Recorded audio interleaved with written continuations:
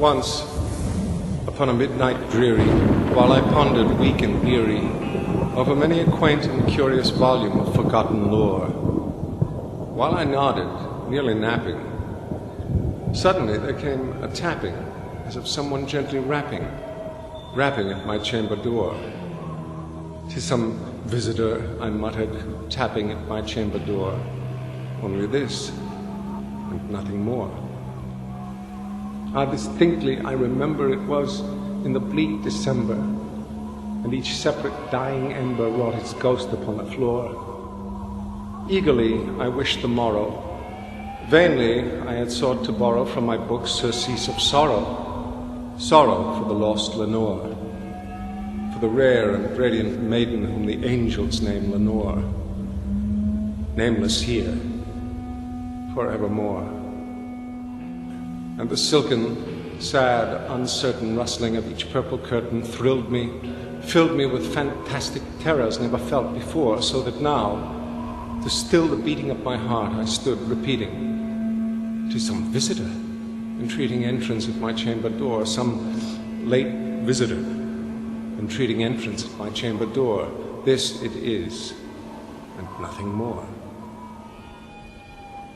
Presently, my soul grew stronger. Hesitating then no longer, "Sir," said I, "or madam, truly your forgiveness I implore, but the fact is I was napping. And so gently you came rapping, and so faintly you came tapping at my chamber door, that I scarce was sure I heard you. Here I opened wide the door. Darkness there, nothing more. Deep into that darkness peering, long I stood there wondering, fearing, doubting, dreaming dreams no mortal ever dared to dream before, but the silence was unbroken. The stillness gave no token, and the only word there spoken was the whispered word, "Lenore." This I whispered, and an echo murmured back the word, "Lenore." Merely this, nothing more.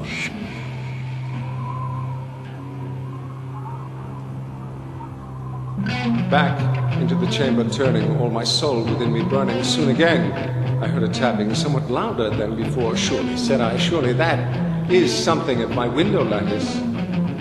Let me see then what thereat is, and this mystery explore. Let my heart be still a moment, and this mystery explore. 'Tis the wind, and nothing more." Open here I flung the shutter, when, with many a flirt and flutter, in there stepped a stately raven of the saintly days of yore. Not the least obeisance made he, not a minute stopped or stayed he, but with mien of lord or lady perched above my chamber door, perched upon a bust of Pallas, just above my chamber door, perched and sat, nothing more.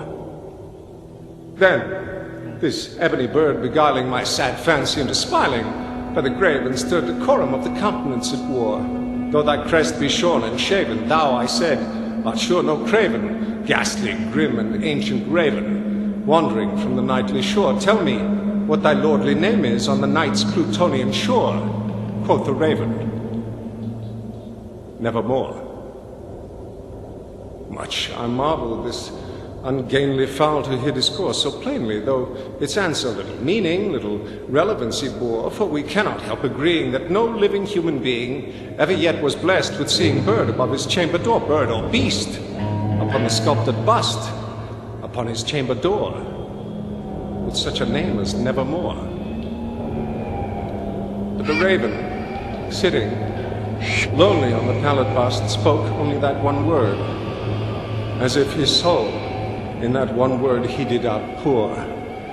Nothing farther than he uttered, not a feather than he fluttered, till I scarcely more than muttered, "Other friends have flown before.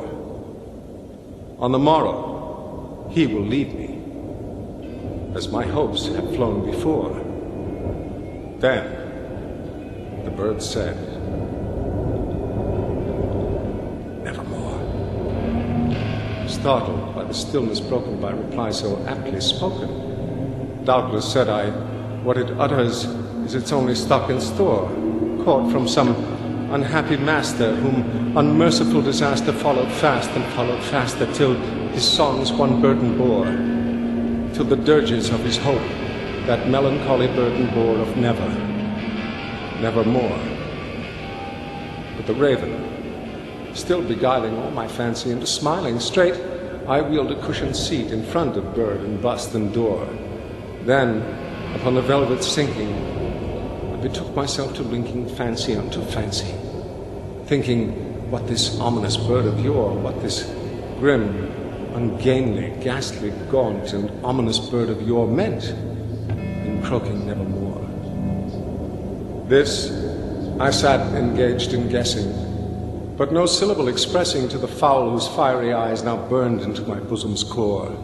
This and more I sat divining, with my head at ease reclining on the cushion's velvet lining that the lamplight gloated o'er, but whose velvet violet lining with the lamplight gloating o'er she shall press on evermore. Then methought the air grew denser, perfumed from an unseen censer swung by seraphim, whose footfalls tinkled on the tufted floor. Wretch, I cried, thy God hath lent thee, by these angels he hath sent thee respite, respite and nepenthe from the memories of Lenore. Quaff, O quaff this kind nepenthe, and forget this lost Lenore. Quoth the raven, nevermore. Prophet, said I, thing of evil, prophet, still a bird or devil, whether tempest sent or whether tempest tossed thee here ashore, desolate, yet all undaunted, on this desert land enchanted, on this home by horror haunted. Tell me, truly I implore, is there balm in Gilead? Tell me, I implore. Quoth the raven, nevermore. Prophet, said I, thing of evil, prophet, still a bird or devil, by that heaven that bends above us, by that God we both adore. Tell this soul with sorrow laden, if within the distant Aden it shall clasp a sainted maiden whom the angels name Lenore. Clasp a rare and radiant maiden whom the angels name Lenore. Quoth the raven, nevermore. Be that word our sign of parting, bird or fiend, I shrieked, upstarting. Get thee back into the tempest and the night's Plutonian shore. Leave no black plume as a token of that lie thy soul had spoken. Leave my loneliness unbroken, quit the bust above my door. Take thy beak from out my heart, and take thy form from off my door. Quoth the raven, nevermore.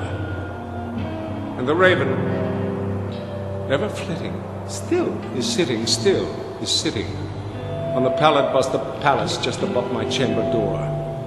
And his eyes have all the seeming of a demon's that is dreaming, and the lamplight o'er him streaming throws his shadow on the floor, and my soul from out that shadow that lies floating on the floor shall be lifted